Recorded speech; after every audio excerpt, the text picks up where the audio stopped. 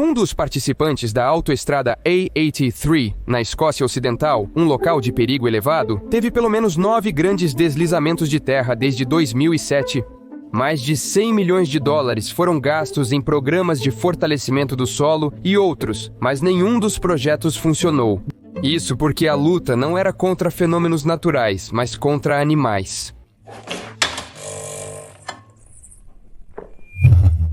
Crocodilos. No ano de 1430 a.C., o historiador grego Heródoto notou como um pequeno pássaro entrou calmamente na boca de um crocodilo e permaneceu ileso.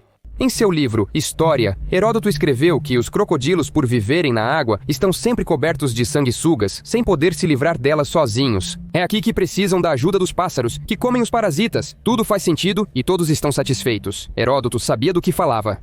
Este é apenas um dos exemplos de relações mutuamente benéficas na natureza. Mas se pegarmos algo em uma escala maior, os problemas se tornam mais sérios. O que são manchas? Uma dúzia de crocodilos. Absurdo!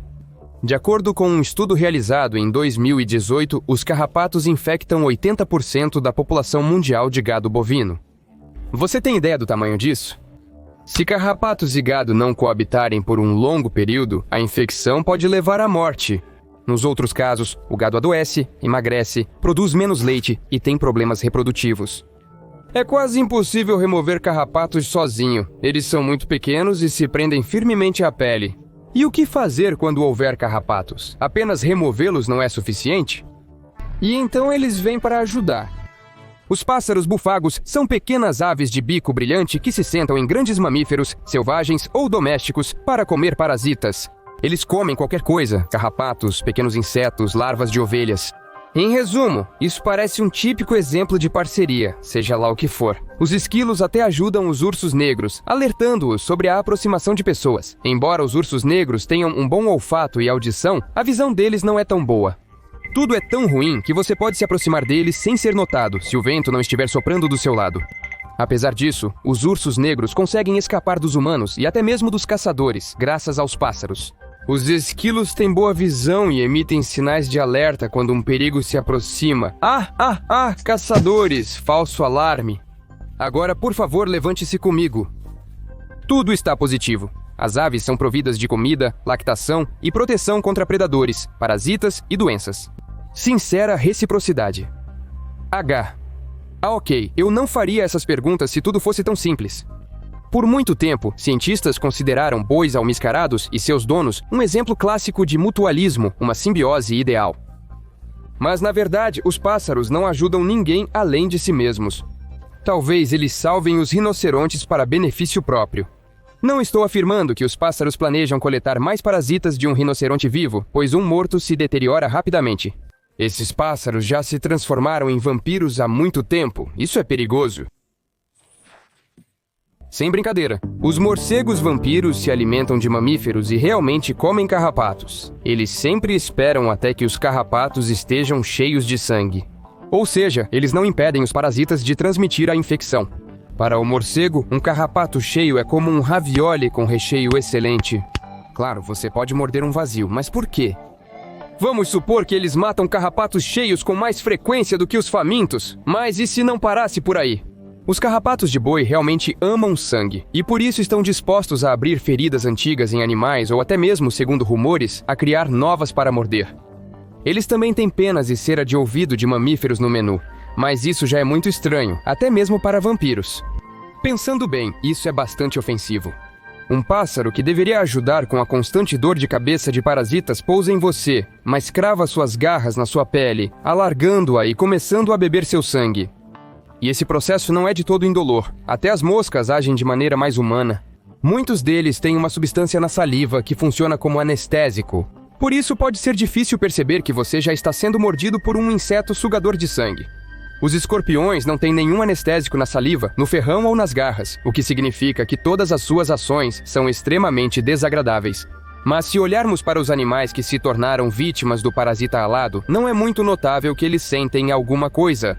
Não duvido que seja doloroso, mas por que sempre tem essa expressão facial? Como se estivessem em um torneio de pôquer intenso.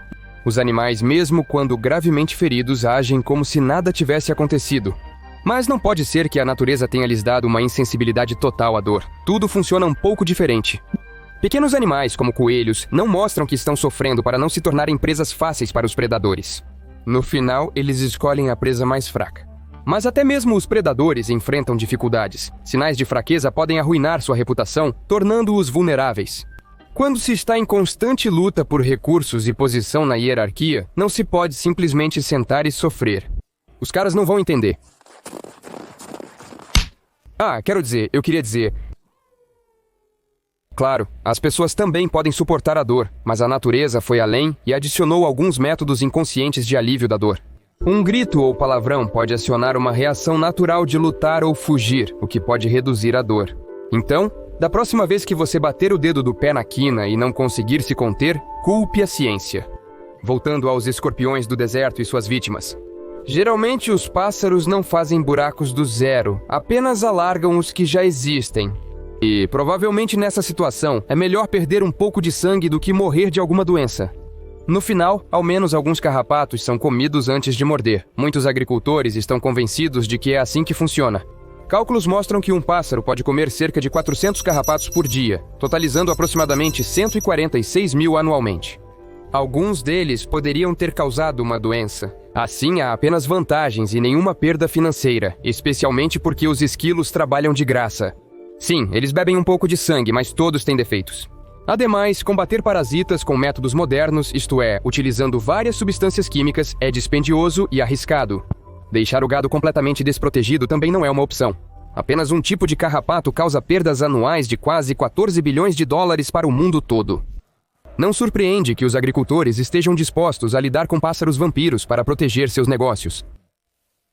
Tudo estaria bem se os cientistas não tivessem aparecido. No ano 2000, Paul Weeks publicou um estudo segundo o qual os morcegos bovinos de forma alguma afetam a população de carrapatos.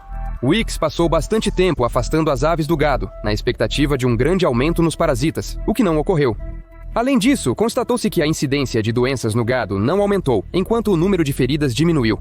Em suma, a única coisa que os carrapatos fazem é beber sangue e comer cerume. Assistentes. Todos cometem erros, especialmente quando se trata de natureza selvagem. Um exemplo simples são as ovelhas. Parece haver algo difícil e incompreensível aqui? Animais pouco inteligentes, mas muito fofos, que às vezes nem conseguem se levantar sozinhos. Ovelhas são frequentemente usadas no combate a ervas daninhas em plantações de café, manga, abacate ou cacau.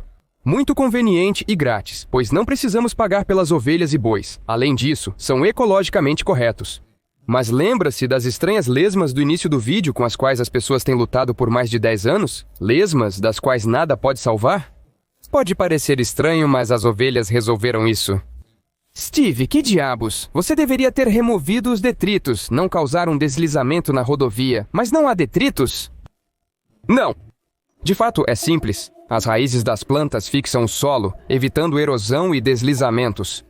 As ovelhas que pastam nas encostas impedem o crescimento de árvores ou arbustos que fortaleceriam o solo. Também existe a opinião de que as ovelhas são responsáveis pela inundação, pois compactam o solo, impedindo a absorção de água. Se continuar assim, parece que foram as ovelhas que comeram essa ou aquela planta. Tudo bem. Vale ressaltar que as ovelhas não são os únicos animais capazes de transformar a face do nosso planeta. Na realidade, tudo isso começou há muito tempo atrás. Apenas imagine por toda a Terra, por milhões de anos, enormes animais de várias toneladas têm andado por aí. Seria estranho se isso não tivesse tido consequências. E os dinossauros não apenas deixaram vestígios que os cientistas agora encontram. Pode-se dizer que eles foram os primeiros designers de paisagens na história do planeta. Um grande herbívoro, tentando escalar uma colina íngreme, poderia derrubá-la. As migrações de gigantescos herbívoros, que seguiam a mesma rota todos os anos, criavam trilhas desgastadas na rocha, transformavam vales de rios e até mesmo um simples passeio pelas dunas mudava completamente. Para plantas e animais menores, e portanto para o futuro. E aqui está outro fato interessante para você. Lembre-se, os parentes mais próximos dos dinossauros são as aves, que gostam de fazer danças de acasalamento engraçadas para atrair um parceiro. Então, não faz muito tempo, paleontólogos descobriram estranhas cicatrizes em fósseis que parecem ser vestígios de um ritual de acasalamento. E não apenas de um ritual, mas das danças de acasalamento dos alossauros. É improvável que isso ocorresse sem impactos no planeta. Até breve.